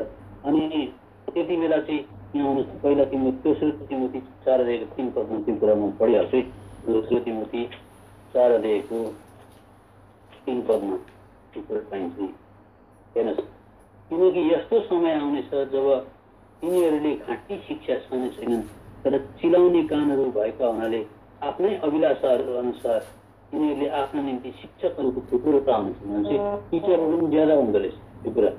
त्यसले गर्दा मैले हाम्रो पहाडी क्षेत्रमा वचन दिने दासहरूमध्ये दानियल अङ्कलले चाहिँ स्ट्रिक्टली कुरा गरेको, एकदम कडाकडी कुरा गरेको मैले सुनेको छु। धेरैजना स्वर्ग जाँदैन, धेरैजना जान्छ पनि भन्नु हुँदैन, बहुत कम्ती सङ्ख्या, अल्पसङ्ख्यक मात्रै जान्छ। यो कुरो चाहिँ हराएर गयो भनेर उहाँले एकदम कडाकडी कुरा गर्नु। कतिवटा गीतहरूलाई त उहाँले आज उहाँले ब्यान्ड पनि गर्नुभयो। त्यस्तो खालको आँटी खालको मान्छे हो उहाँले, पवित्रताको कुरा गर्नुहुन्थ्यो। अनि उहाँले वचन दिइसकेपछि मलाई याद छ एक जग्गामा बुढाबुढीले अब सेवा सकेर घर जानु हुँदैछ, 2 जना बुढाबुढीले भनेर जानु, अठोट गरेर जानु, घरमा गएर कहिले डिस्कस डिबेट गर्दिनँ, घरमा गएर कहिले लडाइँ गर्दिनँ, हामी कहिले गनगन नगरौँ भनेर सल्लाह बाँधेर जानु है। नभएदेखि विश्वासी भयो, गनगन डिस्कस डिबेट लडाइँ छ भनेदेखि चाहिँ प्रभु आउँदा प्रभुले छोडिदिनुहुन्छ, पापले राज्य गर्नु हुँदैन है, त्यस्तो कुराहरू भन्नु। अब त्यस्तो पापको बारेमा जुन टिचिङ्समा पापदेखि कसरी छुटकारा हुनु छैन भनेदेखि त्यो चाहिँ इन्फर्मेसन मात्रै हो। अनि इन्फर्मेसनले हामीलाई स्वर्ग लान सक्दैन। सबैभन्दा ज्यादा इन्फर्मेसन, जानकारी, सूचना त शैतानको हुन्छ। हेर्नुहोस् त, उसको प्रभुले पापदेखि छुटकारा पाएको छैन। त्यो त जुन मेसेजमा क्रस छैन, जुन मेसेजमा दिनौँ मर्नुपर्छ भन्ने कुरा छैन, जुन मेसेजमा पापले गर्दा हामीलाई अल्झन हुन्छ, पापलाई चाहिँ एकदमै ज्यादा ध्यान दिनुपर्छ भनेर छैन भनेदेखि चाहिँ मैले अघि पनि बताएँ, Christianity without cross is a club. Club भनेको तिमीले मेरो दुःख शास्ति हेर, म तिम्रो दुःख शास्ति हेरौँ, हाम्रो मोटिभ एउटै हो, खाउँ पिउँ रमाउँ, सँगै एउटा जग्गामा बसौँ, एक्सर्साइज गरौँ, यो गरौँ त्यो गरौँ, सामाजिक सेवा गरौँ भन्ने।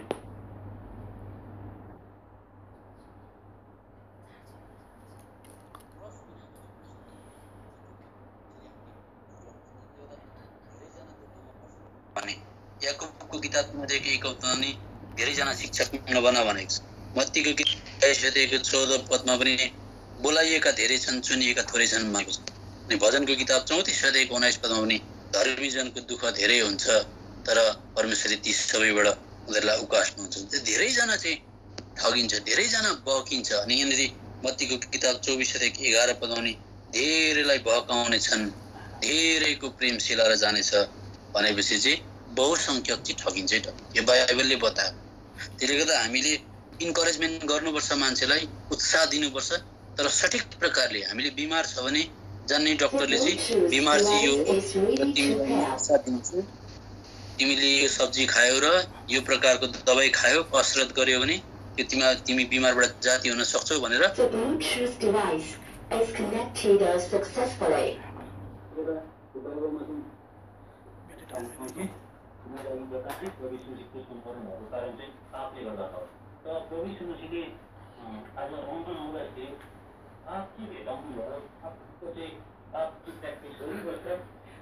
अनि पापदेखि छुटकारा आउने इच्छा छैन, पापसँग लडेको छैन भने चाहिँ मत्तीको किताब 7 अध्यायको 23 पदमा जाँदाखेरि उसले धेरै सर्टिफिकेटहरू देखाए। हामीले त प्रचार गऱ्यौँ, हामीले भविष्यवाणी गऱ्यौँ,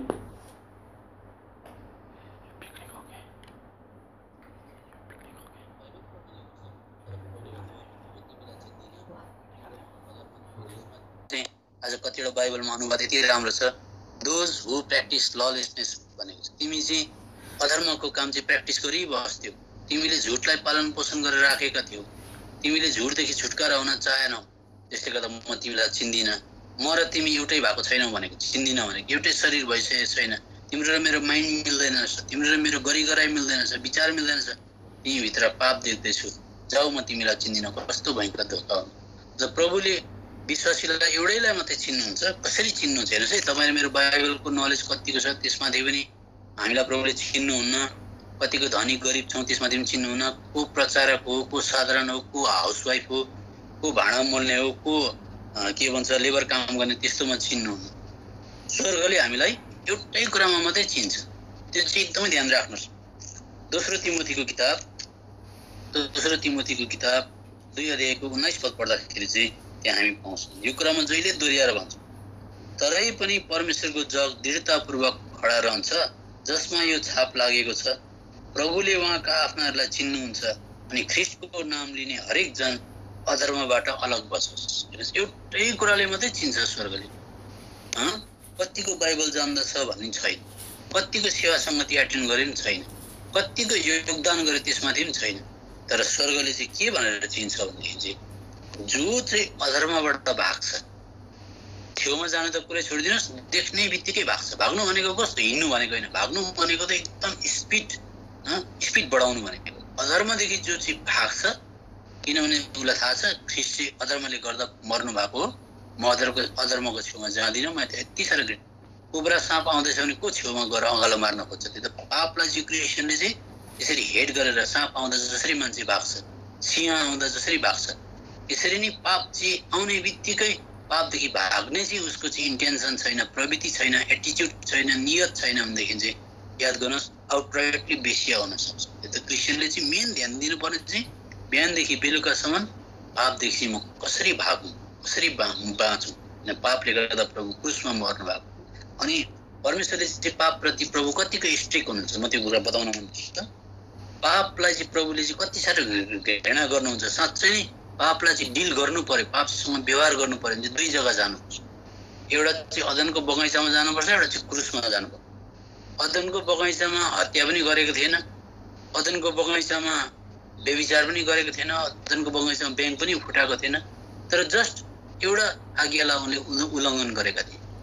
यसो हेर्दाखेरि विश्वासीले कति धेरै आज्ञालाई उल्लङ्घन गरेको हुन्छ। तर परमेश्वरले चाहिँ पापलाई चाहिँ व्यवहार गर्नु एउटै पापले पनि अदनको बगैँचादेखि परमेश्वरले आउट गरिदिन्छ। यति साह्रो स्ट्रिक्ट हुनुहुन्छ।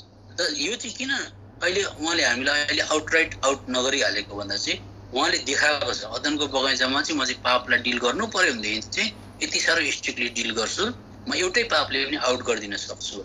अनि प्रेरितको किताबमा आउँदा हननिया र सफिराले मुखले झुट बोलेनन्, उनीहरूले हत्या पनि गरेनन्, उनीहरूले ब्याङ्क पनि फुटाएनन्, तर जस्ट उनीहरूले प्रिटेन्ड गरे। प्रिटेन्ड भनेको चाहिँ एक्टिङ गर्यो, देखावटी जीवन, हिपोक्रिटिकल जीवन, कपटीको जीवन देखायो।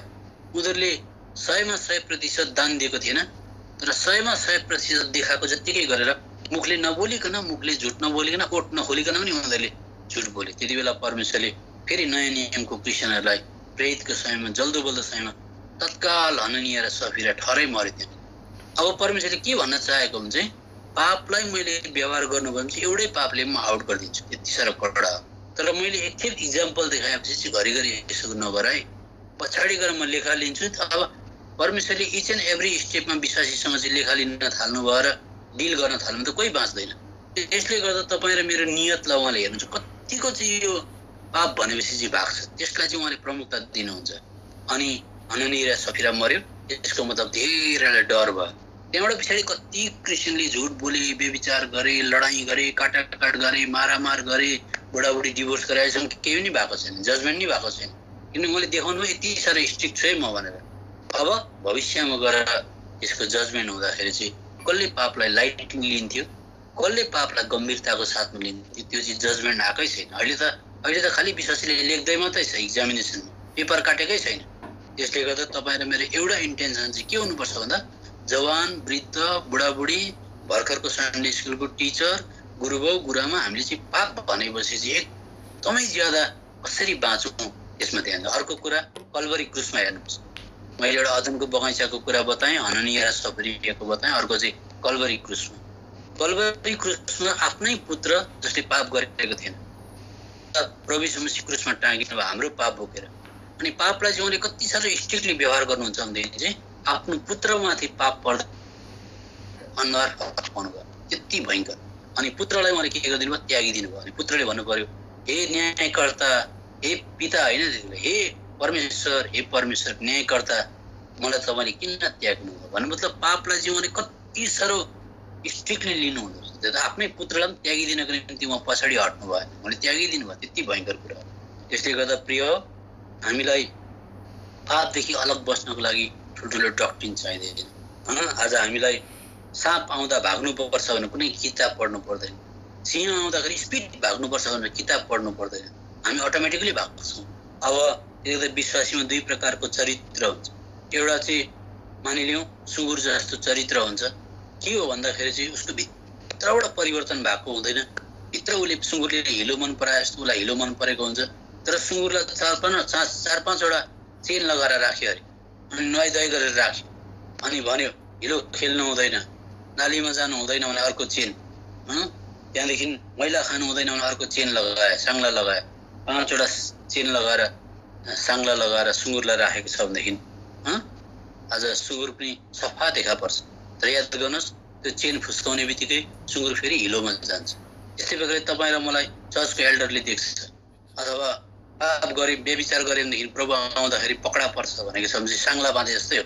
तर बिरालो अर्कोपट्टि हेर्नुहोस्, बिरालो जन्मजात बिरालो हुन्छ, बिरालोले जहिले पनि आफ्नो जिउ चाटिरहेको हुन्छ। किनभने बिरालोको प्रवृत्तिमा अलिकति बिरालो पनि कोही बेला खुस्केर लड्न सक्छ हिलोमा, बिरालोलाई मैला लाग्दैन भने लाग्छ, तर बिरालोले जहिले जिउ चाटेकै गर्छ।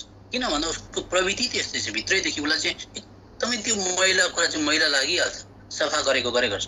साँचो हेर्नु, बिरालोले चाहिँ बजारमा मान्छेको घर छेउछाउमा आउँदा जिउ चाटेको होइन, जङ्गलमा पुर्याउनुहोस् कसैले नदेख्ने जग्गामा बिरालोले जिउ चाटेको गर्छ, कोठाभित्र थुन्नुहोस् बिरालोले जिउ चाटेको गर्छ। तर जहीँ जाँदा पनि बिरालोले जिउ चाट्छ। त्यही त मान्छेले चाहे हामीलाई देखुन् नदेखुन्, गुप्त जीवनमा चाहिँ हामीले हाम्रो बिरालोले जिउ चाटे जस्तै प्राइभेट निजी क्षेत्रमा चाहिँ तपाईँ र मैले एकदमै पापलाई घृणा गरेको छ भने सार्वजनिक क्षेत्रमा त्यहाँबाट आएर हामीले भन्दा हामीलाई सुहाउँछ। निजी क्षेत्रमा चाहिँ पापले लडाउँछ, सार्वजनिक अथवा कर्पोरेट हिसाबमा चर्चमा आउँदा चाहिँ हामी सबैको अगाडि टेस्टिमोनी ठिकै छ भने त्यो जस्तो ठुलो धोका केही पनि होइन। यो खालको शिक्षा चाहिँ हराएर गएको छ। अनि हामीलाई प्रभु आउनुभन्दा अगाडि यो घटना गर्छ भनेर हामी बताएको धेरै पाउँछौँ। र त्यो सूचना र जानकारीले चाहिँ हामीलाई पवित्र चाहिँ पार्दैन। यो कुरा हामीले ध्यान दिनु पर्यो। अब बाइबलले भन्छ प्रभु आउनुभन्दा अगाडि विश्वासीहरूको दुईवटा मत छ, दुईवटा। अब छोटकरीमा म एउटा कुरा बताउँछु किनभने समय जाँदैछ। अनि क्रिस्चियनलाई चाहिँ प्रभु आउँदाखेरि चाहिँ के कुराले धोका दिन्छ भन्दा नदेखिने कुरा, अघि भने धोका भन्ने कुरा देखिँदैन। त पहिला कुरा चाहिँ के हो भन्दाखेरि हिब्रूको किताब 3:13 तपाईँहरूले पढिदिन सक्नुहुन्छ। पढ्नुहोस् त, हिब्रूको किताब 3:13 के भन्दो रहेछ।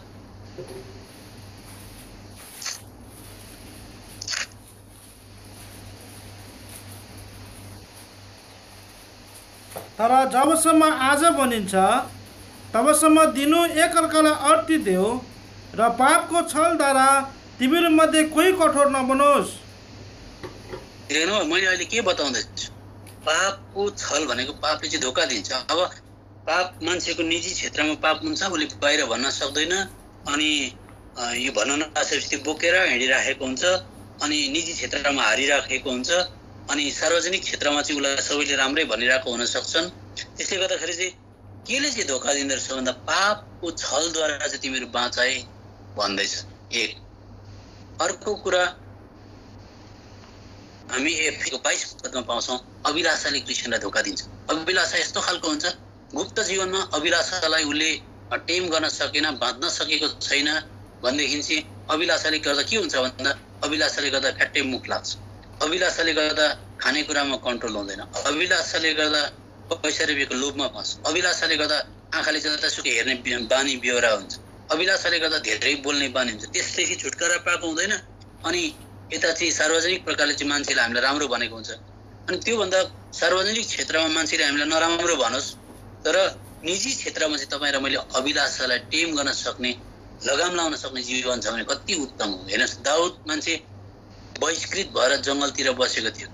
दाउदलाई घरका बाउले, उनका बाउले यो त कान्छो छोरो, केही काम पनि लाग्दैन, यो भेडा गोठालोदेखि के पो हुन सक्छ र भनेर जङ्गलमा फ्याँके। सार्वजनिक क्षेत्रमा उसको टेस्टिमोनी राम्रो थिएन, तर निजी क्षेत्रमा चाहिँ दाउदले बाघ मार्थ्यो, भालु मार्थ्यो, सिंह मार्थ्यो, अनि सिंहको मुखबाट पाठाएर छुट्याउन सक्थ्यो। अनि मात्रै सार्वजनिक क्षेत्रमा गोलियतसँग लडाइँ गर्दाखेरि उसले जित्यो। त्यो त निजी क्षेत्रमा तपाईँ र मलाई हृदयले दोस्याउँदैन भनेदेखि निजी क्षेत्रमा तपाईँको निम्ति लड्छौँ, रुन्छौँ, कराउँछौँ भनेदेखि चाहिँ त्यो निजी क्षेत्रमा विजय छ भने सार्वजनिक क्षेत्रमा मान्छेले स्याबास भनेको सुहाउँछ पनि। तर धेरै याद गर्नुहोस्, धेरै जग्गा हामीलाई त्यस्तो हुँदैन, हामीले त्यसमा धोका खाएको हुन्छ। अर्को कुरा एफएसी 4 अध्यायको 22 पद पढ्नुहोस् त।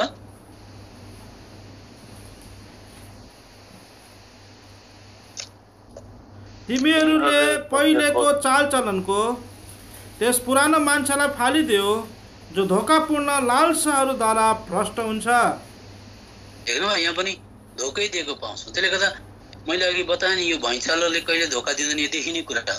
भैँचालो पृथ्वी हलाउँदाखेरि, देश हलाउँदाखेरि सबै नै हल्लिन्छ।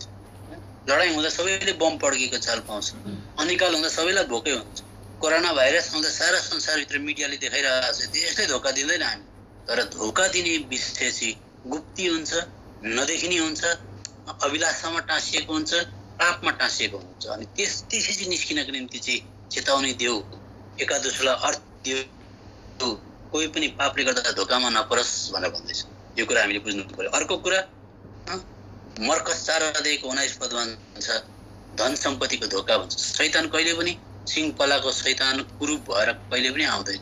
अनि शैतानले चाहिँ संसारलाई कसरी चलाउँछ? पैसा रुपियाँद्वारा चलाउँछ। त्यसले गर्दा म जहिले पनि बताउँछु, जुन घरमा पैसा रुपियाँको कारणले झगडा हुन्छ, पैसा रुपियाँको कारणले झगडा हुनु मतलब नै त्यो पैसा रुपियाँलाई कसरी प्रेम गर्छ। पैसा रुपियाँ नकमाऊ भनेको छैन, तर पैसा रुपियाँको लोभदेखि चाहन्छ भन्छ। तर पैसा रुपियाँको लोभले गर्दा झगडा हुन्छ। त्यसले गर्दा पैसा रुपियाँको द्वारा चाहिँ संसारलाई शैतानले चलाउँछ, घर परिवारलाई चलाउँछ। अनि यो चाहिँ एउटा यसलाई चाहिँ नोकर बनाएर राख्नुपर्छ। तर धेरैजना विश्वासीलाई धन सम्पत्तिको अभिलाषाले धोका दिएको हुन्छ अनि निसासिएको हुन्छ। त्यो पढ्नुहोस् त, मर्कसको किताब 4 अध्यायको 19 पद। अनि यस संसारका चिन्ता फिक्रीहरू, धन सम्पत्तिको धोका र अरू कुराहरूका अभिलाषाभित्र पसेर वचनलाई निसासी दिन्छन् र त्यो फलहीन हुन्छ बन्छ। हेर्नु, त्यसले गर्दा धन सम्पत्तिमा पनि अति धेरै क्रिस्चियनको मन गाडिएको हुन्छ। प्रभुको वचन भन्दा घर स्याहार्नु, गाडी स्याहार्नु, लुगा पट्याउनु, सपिङ गर्नु इत्यादि कुरामा विश्वासीको 90% समय गइरहेको हुन्छ। तर त्यो विश्वासीले, बाइबलले भन्छ नि, लेजिटिमेट कुरा हो, न्यायसङ्गत कुरा हो हेर्दा। तर अङ्ग्रेजीमा एउटा उखान छ, the enemy of the best is good भन्छ। बेस्ट भनेको चाहिँ सबैभन्दा एकदमै राम्रो उत्कृष्ट चिज परमेश्वरले राखिदिएको छ। तर त्यो बेस्टको शत्रु चाहिँ गुड हुन सक्छ। जस्तो मानिलिउँ, दिनभरि तपाईँले घर सफा गर्नुभयो, पुस्नुभयो, पर्दा लगाउनु भयो, भाँडा टल्काउनु भयो, प्राप्त गर्नुभएको छैन नि, तर बेस्ट प्राप्त गर्ने जग्गामा चाहिँ गुडले खाइदियो। त्यस्तै प्रकारले आज विश्वासीले धन सम्पत्तिलाई ज्यादा माया गरेको कारणले गर्दा ज्यादा समय विश्वासीको धन सम्पत्ति स्याहार्नु, सुसार्नु, घर म्यानेज गर्नु, जग्गा जमिन पर्चा बनाउनु, पूर्जा निकाल्नु इत्यादि गर्नु, यस्तो कुरामा ज्यादा गएको, यता के भएला उता के भएला फोन गरेको हामी देख्छौँ। अनि मिटिङ ढिलो भइसकेर बेला बेला मिटिङ गएको देख्छौँ।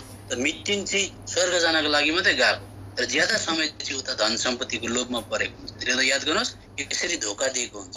त्यसले गर्दा धन सम्पत्तिलाई हामीले कब्जामा राख्नुपर्छ, त्यसलाई नोकर बनाउनु, त्यसको पछाडि जाने, त्यसलाई हामीले नोकर बनाउनुपर्छ। हामी चाहिँ मालिक भएर बस्नुपर्छ, त्यसलाई हामीले काम गराउनुपर्छ। तर ज्यादा ध्यान चाहिँ हामीले केमा दिनुपर्छ? प्रभुलाई दिनुपर्छ। त्यसले हामीलाई लुकाको किताबमा हामी एउटा पद पढौँ न, आउनुहोस् त। बाइबलमा पुरानो नियममा चाहिँ तिमीहरूले परमेश्वर र के भन्छ बालको सेवा नगर, परमेश्वर र अन्य देवताहरूको सेवा नगर भनेर साँच्चीकै मूर्ति साँच्चीकै बालको पूजाको बारेमा भनिन्थ्यो। तर नयाँ नियममा चाहिँ शैतान चाहिँ कहिले पनि मूर्ति भएर आउँदैन। थाहा छ नि उसलाई, क्रिस्चियनले मूर्तिलाई ढोक्दैन भनेर। तर केलाई चाहिँ ढोक्छ भन्दाखेरि चाहिँ यो उसलाई थाहा छ। लुकाको किताब 16 अध्यायको 13 पद पढिदिनुहोस् न। कुनै पनि नोकरले दुई जना मालिकको सेवा गर्न सक्दैन। कि त उसले एउटालाई घृणा गरेर अर्कोलाई प्रेम गर्नेछ, कि त उसले एउटासँग टाँसिएर अर्कोलाई तुच्छ ठान्नेछ। तिमीहरूले परमेश्वर र धन दुवैको सेवा गर्न सक्दैनौ। कति सफा बताइदिन्छु। त्यसले गर्दा सेवा भनेको सेवक भनेको। त म सेवक हो भने मैले त्यसको सेवा गर्दैछु भनेदेखि चाहिँ त्यसले मेरो समय खाइरहेको हुन्छ। तर मैले त्यसलाई चाहिँ नोकर बनाएको छु, त्यसले मलाई सेवा गर्नुपर्छ। मैले सेवा चाहिँ परमेश्वरको गर्नुपर्छ, धनलाई चाहिँ मैले नोकर बनाउनुपर्छ, त्यो मालिक भएर बस्नु हुँदैन। त्यो त मैले जहिले पनि बताउँछु, धेरैको घरमा रुपियाँ पैसाले गर्दा झगडा हुन्छ। त्यो झगडा हुनु नै प्रेम गरेको कारणले गर्दाखेरि झगडा। किन भन्दा मूर्ति चलाइदियो। तपाईँले अहिले गएर अरू धर्म मान्ने मान्छेहरूकोमा मूर्तिलाई गएर खोस्री दिनुहोस्, केही कडा चिजले त्यो मूर्तिलाई हिर्काइदिनुहोस् त, यहाँको पुजारीहरू सबै उठेर आएर तपाईँलाई पुग्छ। किन भन्दा मूर्ति चलाइदियो भनेर रिसाएको। यस्तै प्रकारले तपाईँको धन सम्पत्तिलाई चलाइदिँदाखेरि तपाईँ रिसाउनु हुँदैछ, त्यतापट्टि तपाईँको ज्यादा समय जाँदैछ भनेदेखि त्यो मूर्ति भएर बसेको हुन्छ। यस्तो भयङ्कर कुरा है, यो कुरा हामीले बुझिराख्नुपर्छ। अब अर्को कुरा छोटकरीमा म बताउँछु। अब यो त अहिले मैले एउटा सन्दर्भमा मात्रै बताउँदैछु। खास खाँटी शिक्षा कसरी हराएर गयो। मैले जहिले तपाईँलाई भनेको कुरा यसो मैले भन्दा घमण्डी जस्तो पनि सुनिन्छ, तर राम्रो याद गर्नुहोस्।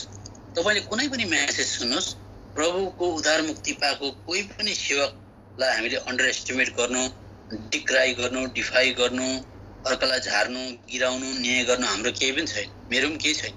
तर एउटा कुरा याद गर्नुहोस्, कसैले म्यासेज सेयर गर्छ, पापदेखि छुटकारा कसरी हुने, पापलाई कसरी घृणा गर्ने, दिन प्रतिदिनको जीवनमा क्रुस कसरी बोक्ने भन्ने कुरो चाहिँ माइनस छ भने यसो याद गर्नुहोस्।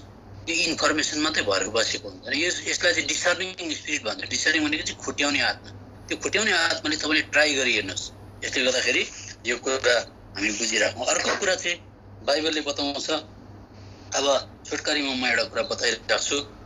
बाइबलले बताएको कुरामा कुनै राम्रोभन्दा राम्रो क्रिस्चियनको पनि दुई मत हुनसक्छ। जस्तो अब यो 7 वर्षको सङ्कष्टकाल आउँछ भन्छ बाइबलले।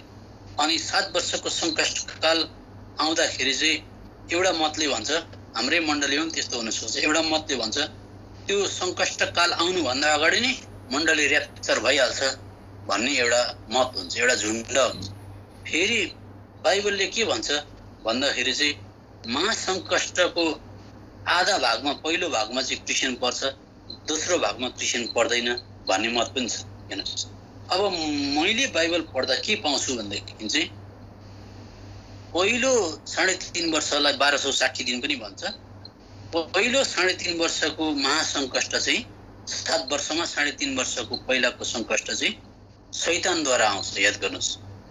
अनि त्यस दोस्रो फेरि 7 वर्षको दोस्रो खण्ड 3.5 वर्ष चाहिँ परमेश्वरद्वारा आउँछ त्यो सङ्कष्ट। त्यो त बाइबलमा यो कुरा बिस्तारै बुझ्नको लागि समय चाहिन्छ। पहिलो सङ्कष्ट चाहिँ शैतानले ल्याउँछ अनि त्यसमा चाहिँ विश्वासी पर्छ। अनि त्यो पहिलो सङ्कष्ट चाहिँ शैतानले ल्याएको कारणले गर्दाखेरि चाहिँ विश्वासी त्यसबाट भएर जानुपर्छ। दोस्रो सङ्कष्ट चाहिँ हाम्रै परमेश्वरले ल्याउनु भएको कारणले त विश्वासी त्यसमा पर्दैन।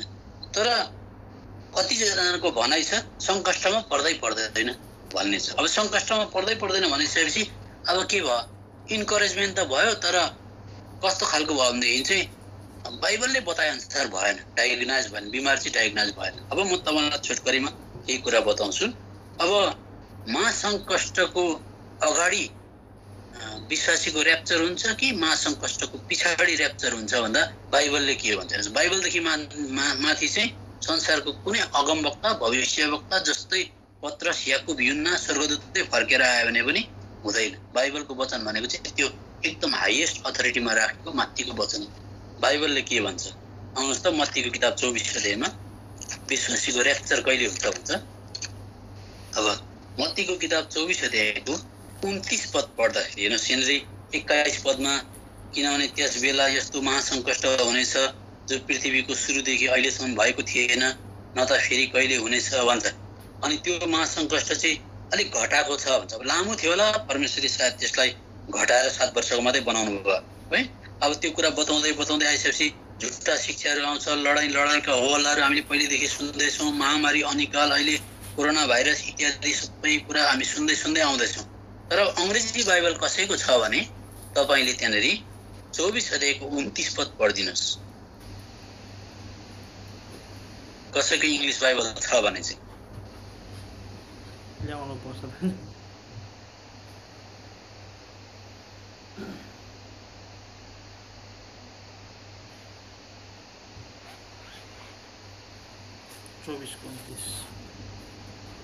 चौबीस को 29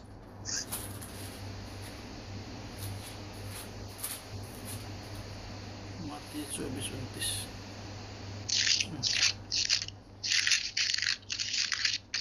Immediately after the tribulation of those days, the sun will be darkened, and the moon will not give it light. The star will fall from the heaven, and the power of the heaven will be shaken. अब हेर्नुहोस्, त्यो चाहिँ लाटाले पनि बुझ्छ। 29 पदमा immediately after the ट्रिबुलेसन भन्दैछ। सङ्कटमा सङ्कटको तुरन्त पछाडि सूर्य अँध्यारो हुन्छ, चन्द्रमाले प्रकाश दिँदैन भन्ने कुराहरू, स्वर्गका शक्तिहरू हल्लाइनेछ। त्यसो भइसकेपछि चाहिँ अब 31 पदमा ऱ्याप्चर हुन्छ भन्ने कुरा हामी सुन्दैछौँ, देखेको छ। अब 31 पद नेपालीमा पढ्दैछौँ। अनि उनले आफ्ना दूतहरूलाई तुरैको ठुलो आवाजको साथमा पठाउनेछन् र तिनीहरूले चारै दिशाबाट आकाशको एक छेउदेखि अर्को छेउसम्म उनका चुनिएकालाई जम्मा गर्नेछन् भनेको ऱ्याप्चर हुन्छ भनेको। हेर्नुहोस् है, अब यो चाहिँ बिफोर ट्रिबुलेसन रहेछ कि इमिडिएटली आफ्टर ट्रिबुलेसन रहेछ, महासङ्कटको बादमा रहेछ। बाइबलले के भन्दैछ यो कुरा बुझ्नु पर्यो। अब यूहन्नाको किताब 16 अध्यायको 33 पद, यूहन्नाको किताब 16 अध्यायको 33 पद नेपालीमा पढिदिनुहोस् त समय बचाउनको लागि। ममा तिमीहरूलाई शान्ति मिलोस् भनेर यी कुराहरू मैले तिमीहरूलाई भनेको हो। संसारमा तिमीहरूलाई सङ्कट हुनेछ, तर साहस गर, मैले संसारलाई जितेको छु। हेर्नुहोस्, त्यहाँ प्रभुले तिमीहरूलाई म सङ्कटबाट फुत्तै उम्काउँछु भनेको छैन। संसारमा तिमीहरूलाई सङ्कट हुन्छ, तर मैले संसारलाई जितेको छु भनेपछि त्यो सङ्कटमाथि तिमीहरू विजय हुनु है भनेर भन्न चाहेको। अनि कतिजनाले के भन्छन् भनेदेखि चाहिँ होइन, विश्वासयोग्य रहेको कारणले गर्दाखेरि आफ्ना जनहरूलाई त उहाँले सुइत्तै लगिहाल्नुहुन्छ नि भनेर पनि भन्छन्।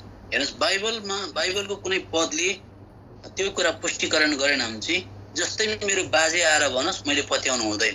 त्यसले गर्दा बाइबलले भन्दैछ कि अब कतिजनाको भनाइ छ विश्वासयोग्य रहेको कारणले त आफ्नो छोराछोरीलाई प्रभुले सुइत्तै भन्ने कुरा छ। तर विश्वासयोग्य को थियो भन्दा 12 जना चेलाले प्राण दिएको थियो। सुन्नुहोस्, 12 जना चेलाले प्राण दिएको थियो, तरवारले मरेका थिए, तातो तेलमा खन्याएको थियो। उनीहरू कोही पनि नर्मल मृत्युले कोही मरेन, उनीहरू एकदमै अस्वाभाविक मृत्युले मर्नु पर्यो। तर त्यस्तो विश्वासीलाई पनि प्रभुले के भन्नुभयो भन्दा चेलाहरूलाई मर्कसको किताब 10 अध्यायमा बताउनुहोस्। मर्कसको किताब 10 अध्यायको 30 पद पढ्नुहोस्।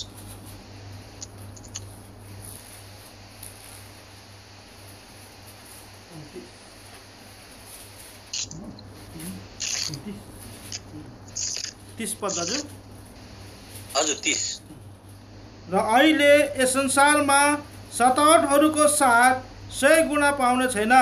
घरहरू, दाजुभाइहरू, दिदीबहिनीहरू, आमाहरू, नानीहरू, जग्गा जमिनहरू र आउनेवाला युगमा अनन्त जीवन। चेलाहरू कति विश्वासयोग्य थियो, उहाँले के भन्नुभयो, के पाइन्छ त प्रभु भनेर पत्र सोद्धाखेरि अरे यस्तो को व्यक्ति छ जसले यो संसारमा सतावटको साथमा भनेर भन्नुभयो। सतावटको साथमा तिम्रा घरहरू पनि पाउँछौ, दाजुभाइ पनि पाउँछौ, दिदीबहिनी पनि पाउँछौ भनेको चाहिँ सतावट भइसकेपछि म यहाँबाट अस्ट्रेलिया गएँ भनेदेखि अस्ट्रेलियामा जाँदा पनि विश्वासीहरू त्यहाँ हुन्छन्, मेरा दाजुभाइहरू हुन्छ। मलाई बस्नको लागि घरहरू काहीँ न काहीँ प्रबन्ध हुन्छ, जो हामीले माया प्रेमको कारणले जहीँ पनि जाँदा ठुलो परिवारमा हामीले त्यो कुरा उपभोग गर्न सक्छौँ। तर त्यो त पाउँछौ तिमीले, परिवार त तिम्रो ठुलो हुन्छ, तर सतावटको साथमा है भनेर भन्नुभयो। भनेपछि 7 वटा साथसाथै झुन्डिएकै छ। एक अर्को कुरा यूहन्नाको किताब 17, अब म मुखले मात्रै भन्छु, समय जाँदैछ। यूहन्ना रचित सुसमाचार 17 अध्यायको 15 पदमा उहाँले के भन्नुभयो भनेपछि, प्रभु यिनीहरूलाई संसारदेखि लानुहोस् भन्दिन, तर दुष्टदेखि चाहिँ बचाएर राख्नुहोस् भनेर भन्नुभयो। त्यहाँ तिमीहरूलाई सुत्तै लान्छु भन्नु भएन, संसारदेखि तिमीहरूलाई ऱ्याप्चर गरिहाल्छु भन्नु भएन, तर दुष्टदेखि चाहिँ बचाएर राख्नुहोस् भनेको चाहिँ दुष्टको आक्रमण आउँदा, प्रलोभन आउँदा चाहिँ सहन सक्ने शक्ति दिएर उहाँले हामीलाई राख्न चाहनुहुन्छ। प्रभु यीशु मसीह स्वयंले हिब्रूको किताब 2 अध्यायको 10 पद अनुसार दुःखबाट जानु पर्यो। अनि तेस्रो शताब्दीमा तपाईँले याद गर्नुहोस्, मैले किन भनेको भन्दा अङ्ग्रेजीमा भन्छ God is concern about our character not our comfort भन्छ। भन्नु मतलब परमेश्वरले चाहिँ हाम्रो चरित्रलाई बनाउन चाहनुहुन्छ। चरित्रलाई सजिलोसँगले चरित्र बनिँदैन, आगोबाट एकदमै कठिनाइबाट जाँदा मात्रै चरित्र बनिन्छ, क्यारेक्टर। कम्फोर्टमा चाहिँ कहिले चरित्र बनिँदैन, सुविस्ता हुन्छ। त्यो त परमेश्वरले चाहिँ हामीलाई चरित्र बनाउन चाहेको, त कम्फोर्टबाट हुँदैन। त्यो त सुनलाई पनि खार्नको लागि आगो चाहिन्छ, याद गर्नुहोस्। सुन आफै आफ सुन हो नि, तर पनि उसलाई आगो चाहिन्छ। त्यसले गर्दा हामी पाउँछौँ कि यूहन्नाको किताब 17 अध्यायको 15 पदमा दुष्टदेखि बचाएर राख्नुहोस् भनेर भन्नुभयो। अर्को कुरा, तेस्रो शताब्दीमा क्रिस्चियनहरूलाई आगोको ज्वालामा हालियो, सिंहको खोरमा हालियो।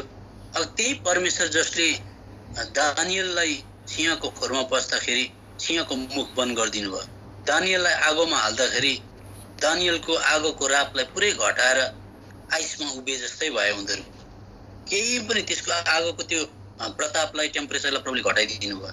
तर याद गर्नुहोस्, त्यही परमेश्वर जसले दानियललाई आगोको त्यो राप घटाएर आइस जस्तो बनाइदिनु भयो, त्यही परमेश्वर जसले सिंहको मुखलाई बन्द गरिदिनु भयो, त्यही परमेश्वरले किन नयाँ नियमको क्रिस्चियनहरूलाई एम्पी थिएटरभित्र हालेर रोमको जेलभित्र हालेर सिंहले खाने बेलामा किन बचाउनु भएन? किन आगोभित्र क्रिस्चियनहरूलाई हाल्दाखेरि आगोमा जल्न दिनुभयो भन्दाखेरि चाहिँ याद गर्नुहोस्, पुरानो नियममा चाहिँ आशिष भनेको भौतिक आशिष थियो। शत्रु पनि संसारको शत्रु थियो, धन दौलत पनि आशिष पनि संसारकै मात्रै हुन्थ्यो, शारीरिक स्वास्थ्यको कुराहरू हुन्थ्यो। अनि सिंहको मुखहरू बन्द गर्ने, त्यहाँदेखि वीरता प्राप्त गर्ने कुराहरू थियो। तर नयाँ नियममा चाहिँ जब क्रुसको कुरा आउँछ, प्रभुले सबै कुरा सहनुभयो, क्रुसको शासना भोग्नुभयो भनेर चाहिँ हाम्रो पाटै अर्कै हो, हाम्रो डिपार्टमेन्ट नै अर्कै हो। हामी पुरानो नियमकोसँग कोही मिल्दैन। प्रभुले नयाँ नियमको कुनै पनि क्रिस्चियनलाई एकदम सतावटबाट जान दिनुभयो। किनभने याद छ तपाईँलाई कि पुरानो नियममा दानियलले सिंहको मुख बन्द गरेर वीरता देखायो भनेदेखि चाहिँ नयाँ नियमको क्रिस्चियनले चाहिँ सिंहको मुखमा पसेर मर्छु तर तपाईँलाई प्रेम गर्नदेखि पछि हट्दिनँ, म त्यसरी वीरता देखाउँछु भने। अनि हिब्रूको किताबमा आउनुहोस् 11 अध्यायमा अब धेरैवटा कुरा छ।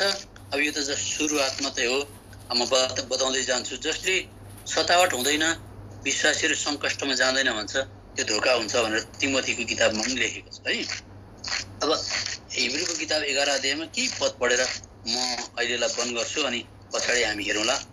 2टा पद चाहिँ म पढ्छु है। मतलब यो हिब्रूको किताब सकेर अर्को एउटा। अब हिब्रूको किताब 11 अध्यायको 32 पददेखि पढ्यो भने पुरानो नियमका विश्वासका नायकीहरूले, हिरोहरूले काम गर्दै गए। त काम गर्दै गयो, रिजल्ट आइहाल्यो, उनीहरूको चाहिँ प्रतिफल आइहाल्यो। काम गर्दै गयो, रिजल्ट आइहाल्यो। अनि त्यति बेला तत्काल रिजल्ट आइहाल्थ्यो, किनभने मैले बताएँ नि यो चाहिँ आर्थिक संसारको कुराहरू थियो।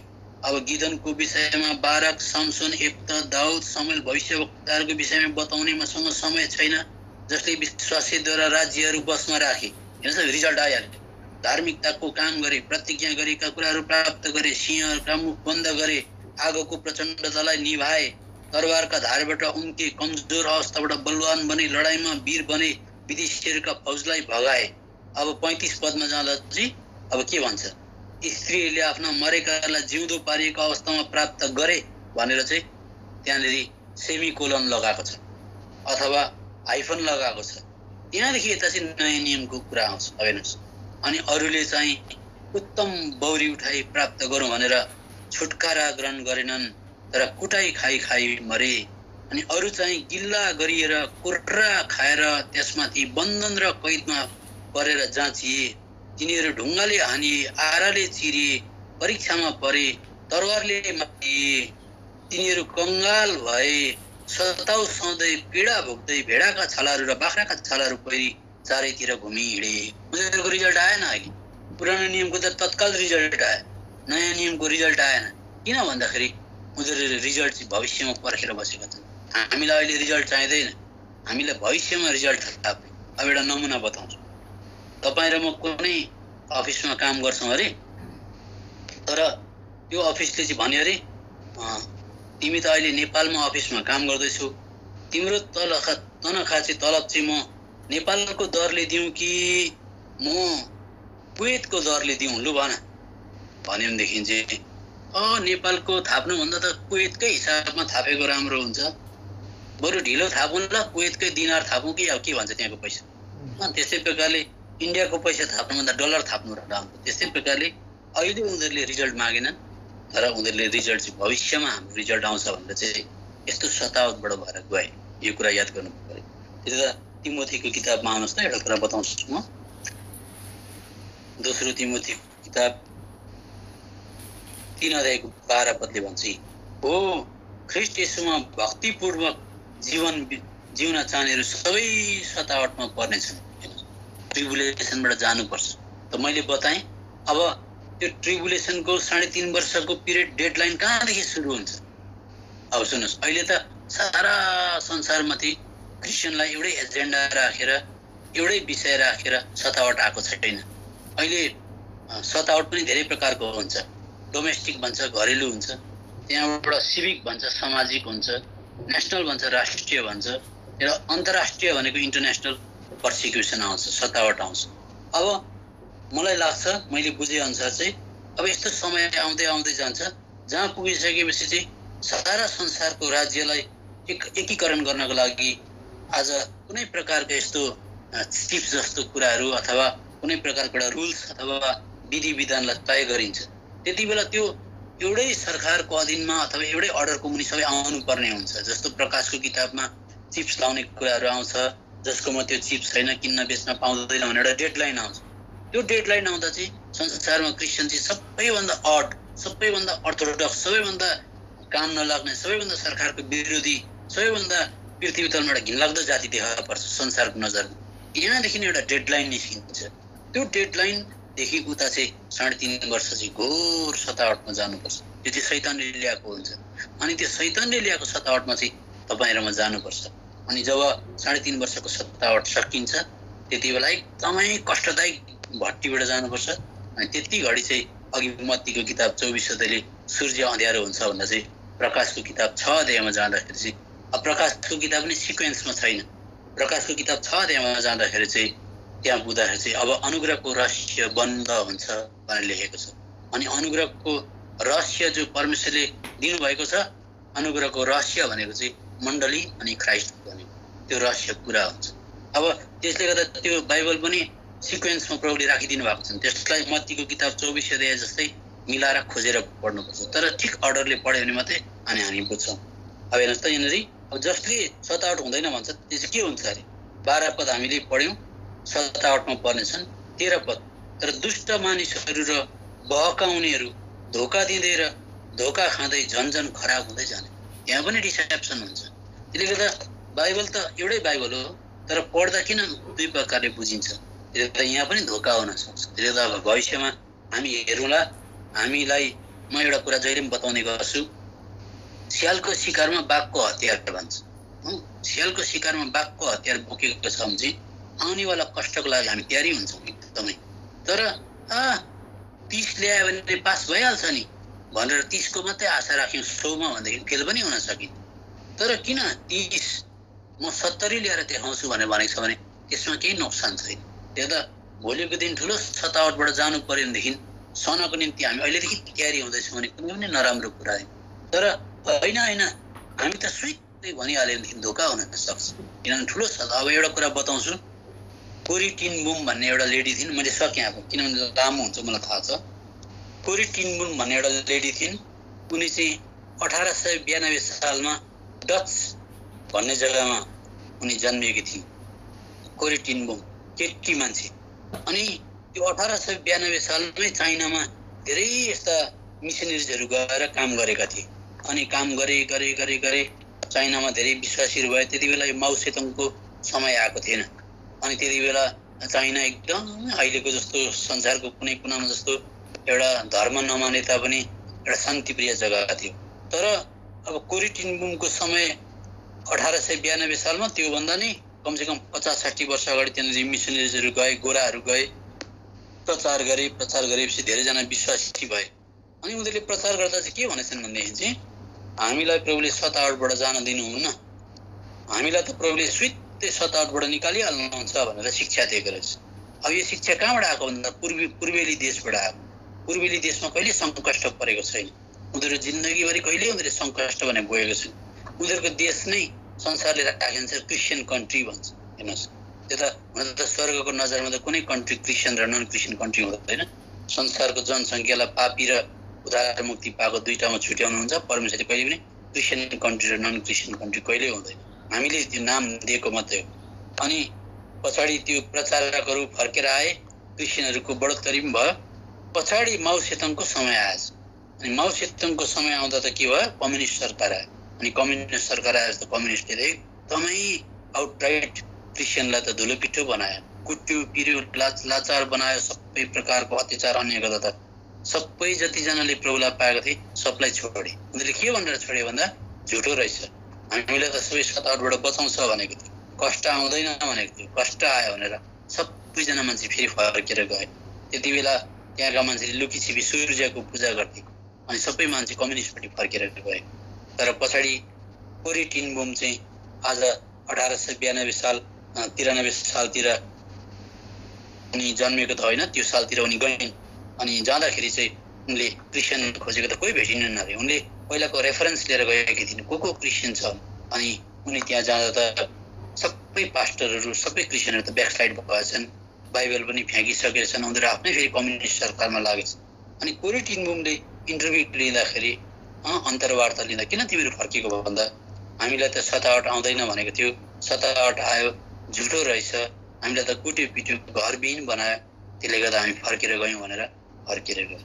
हेर्नुहोस्, त्यसले गर्दाखेरि हामीलाई सुविस्ताको प्रतिज्ञा कहिले गर्नु हुँदैन। हामीले सुविस्ता छैन क्रिस्चियन जीवनमा, प्रभुले क्रुस बोक्न बोलाएको हामीलाई। त्यसले गर्दाखेरि हामीलाई सतावट छ। तर याद गर्नुहोस्, प्रभु विश्वासयोग्य हुनुहुन्छ। त्यो सतावटबाट जाँदा पनि सतावट र परीक्षाबाट कसरी निस्किन सक्ने, कसरी खप्न सक्ने अनुग्रह प्रभुले प्रदान गरिदिनुहुन्छ। त्यसले गर्दा आउने दिनको निम्ति हामी तयारी हुनुपर्छ। अब यो त जस्ट एउटा भूमिका मात्रै हो। अब हामी हेर्दै जान्छौँ, प्रभुको इच्छा भयो भनेदेखि। हुन त मैले भनेर हुँदैन, अब अफिस पनि लाग्दैछ, समय पनि धेरै पाइँदैन होला। त प्रभुको इच्छा भएसम्म चाहिँ हामी बिस्तारै हेरौँ। अब यो मैले अहिले बताएको कुरा कतिजनाले डाइजेस्ट हुँदैन। अब त्यो जहाँ डाइजेस्ट हुँदैन यो कुरा भने म भन्छु ब्रदर नन्दोल सिंहलाई पनि यो अपलोड नगर्नुहोस्। तर हो कि हेर्नुहोस्, हामी बाइबलबाट पुरा बुझिसकौँ। पुरा बुझिसकेपछि चाहिँ अन्त बाइबलमा कुनै यस्तो पद छ जहाँ चाहिँ एउटै मात्रै पद, जुन पदले चाहिँ सतावट बिनै अथवा सतावट हुनुभन्दा अगाडि नै ऱ्याप्चर भइहाल्छ भने एउटा पद भेटायो भनेदेखि मैले अहिले बताएको इन्टायर कुरालाई म के गरिदिन्छु, सरेन्डर एउटा पद हुनु पर्यो। त्यसले गर्दाखेरि म तपाईँलाई 12-13वटा पद भोलिपछि बताउँछु, जसले चाहिँ भन्छ सतावटबाट जानै पर्छ, सतावटबाट जानै पर्छ, सतावटबाट जानै है। त अब म यतिमै राख्नु पर्यो। हामी आउनेवाला दिनको लागि तयारी हौँ। र विशेष बाँच्नुपर्ने चाहिँ पापदेखि हामी त्यति कुरा बुझेका छौँ। त्यसको निम्ति लालायत हौँ। अनुग्रहले हाम्रो जीवनमा काम गरोस्। र म यतिमै राख्नु पर्यो। मैले लामो समय लिएँ, माफ गर्नुहोस् ल। जय मसीह।